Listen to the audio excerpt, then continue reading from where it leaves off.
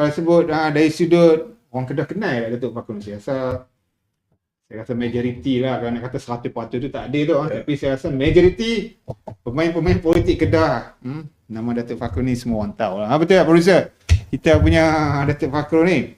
Okey tu, kita move ke topik yang ke next punya ni. Kita dah bagi cerita pasal popular. Kita dah bagi message dah. Sebenarnya nak main politik ni kena popular. Popular tu. Kena popular. Tak boleh.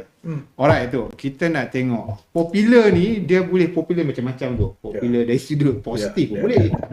Kan, popular pada sudut negatif pun boleh. Dia kena tangkap kes mencuri. Popular juga tu. Satu Malaysia tengok.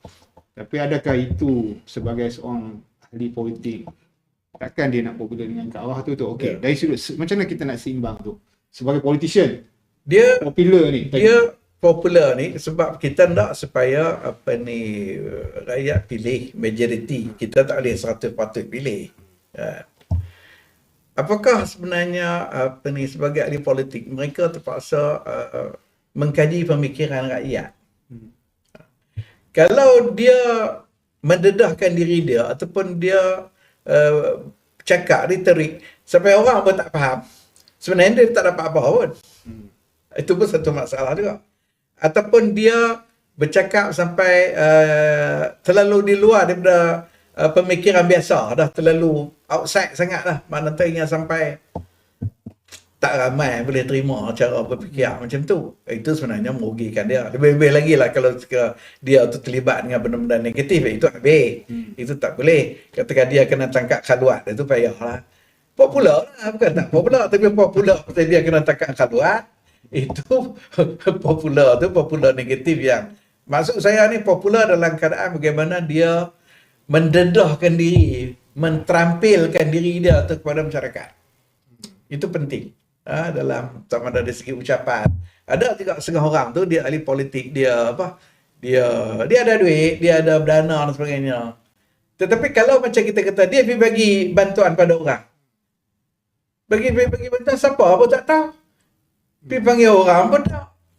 Itu bukan satu tindakan yang bijak sebagai ahli politik. Kena promosi ya. Dia kena promosi. Dia kena promosi, kena melibatkan satu himpunan, lepas tu dia pula bangkit bercakap. Itu tak boleh lari. Kita tak boleh kata you ikhlas tak ikhlas, cerita lain. Itu nature politics. Kalau kita aja dia di politik, aku ni orang tak tahu tak apa yang aku sumbang ni. Aku pergi bagi kat Tok Imam tu lah edar lah. Ni saya bagi dekat 100 beg beras ke apa sumbangan. Jadi serah pada Lambat. Dia bukan tak okey tu. Lambat kan tu.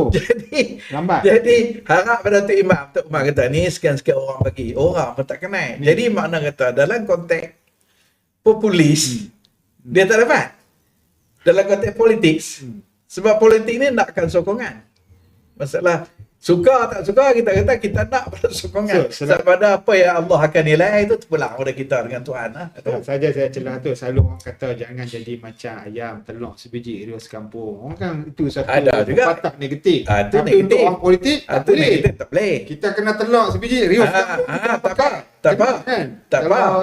Kita bagi tak banyak mana pun, tapi kita sebab itu kadang-kadang tu seorang tu dia bagi sumbangan kepada PIBG sekolah.